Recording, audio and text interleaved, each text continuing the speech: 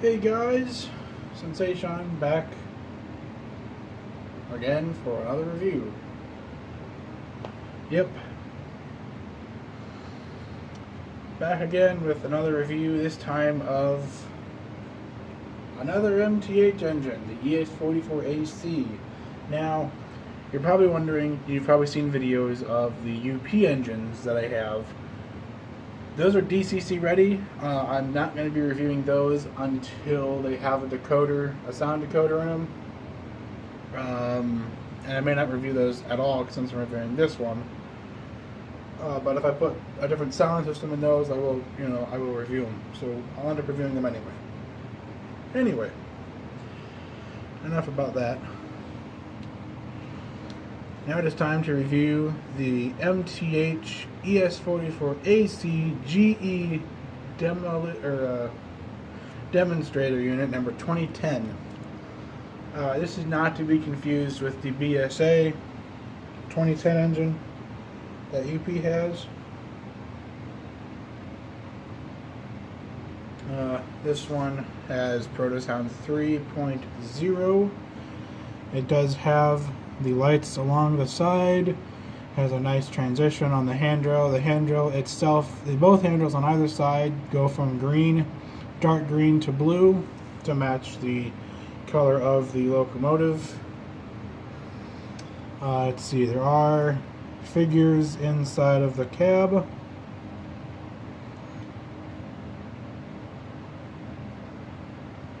There they are. So overall, this is a pretty heavy engine, kind of like the AC6000s. It runs really smooth. It's one of by far the best engines I've had out of MTH besides their steam engines.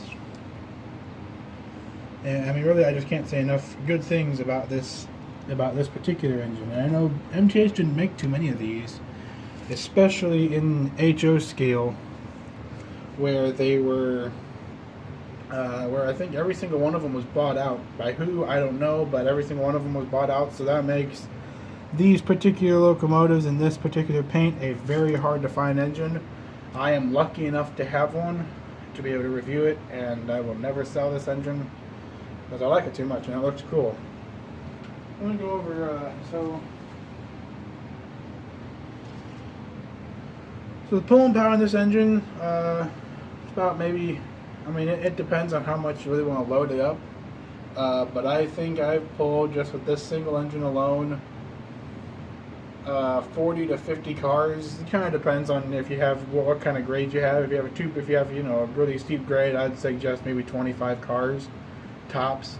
Only because it's an MTH, a Protosound 3 decoder and board, and they tend to get a little hotter than usual, so I would suggest not running them with a whole lot of load behind them for very long. But the details are exquisite, as they are on most MTH and BLI and brass engines. The details are very well thought out. They have every little detail in it. It's not weathered, it's clean. Unlike the real engine, which is dirty and parked in a shed at GE. But MTH got everything right on the prototype that GE has, and I mean, I've seen the prototype a few times from pictures and other things, and comparing it to the model, it is piece for piece perfect. These engines run for about for between $200 and $450 on eBay. So it just depends on what price range it just depends on used or new. But if you find one new, you're probably going to be paying top dollar for it. So I was just trying to find one used, but if you find one used, you may have some problems. You can probably tell with mine, it does not have the plow in front of it. I do have the plow somewhere. It needs to be re-glued on, but I don't feel like gluing it on, so it's not a problem for me, since I like to run the engine, so it's not an issue for me.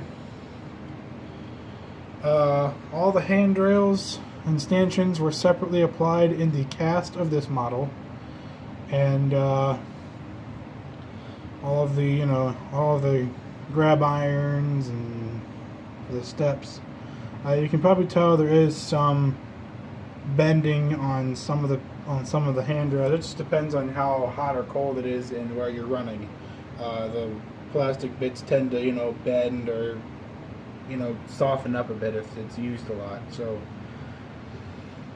it's not museum quality, it's not display quality, but it is run quality, and that's exactly what I intend to use it for. And let's go ahead and type in the address number, which is 2010. Startup is function 3.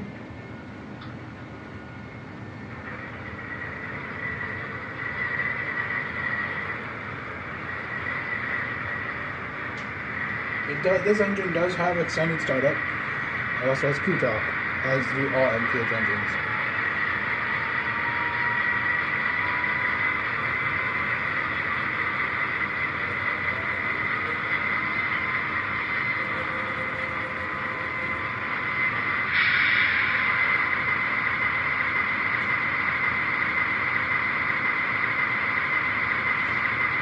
So I'm going to turn the lights down on my layout so you can actually see what I'm talking about and how bright those green lights are that flash back and forth.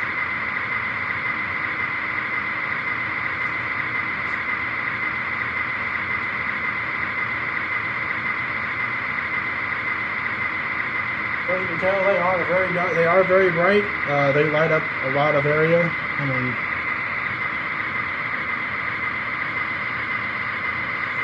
I mean, they light up a lot of it. You can tell probably from behind the engine, you can tell that the wall is lighted as well.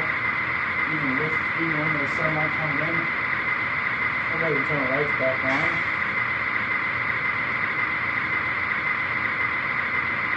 So, the only thing I could see that MTH could have done better: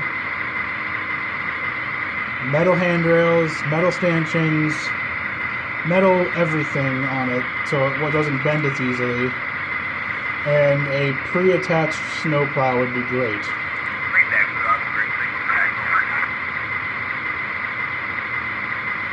So as you probably heard, there is crew talk.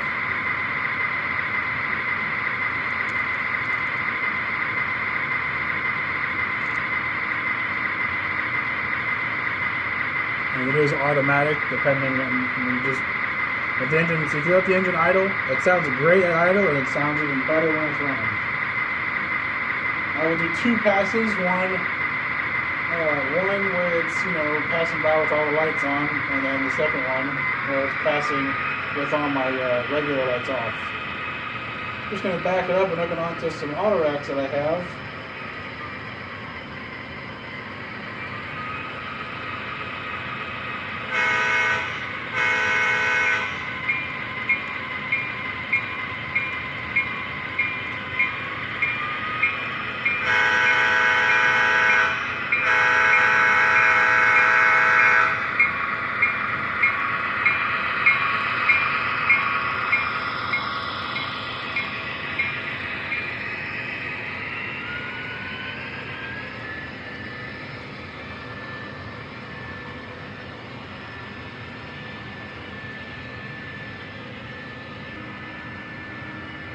Alright, so as it comes back around, I'm going to be laying on the horn.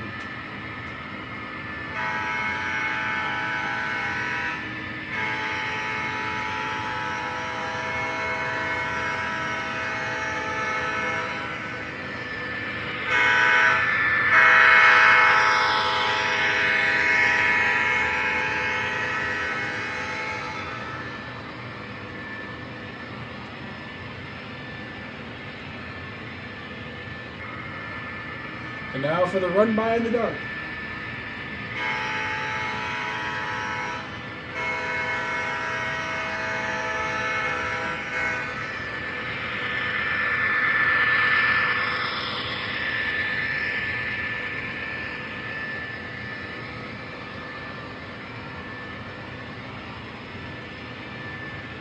Alright guys, that's it for this review. Hope you enjoyed it.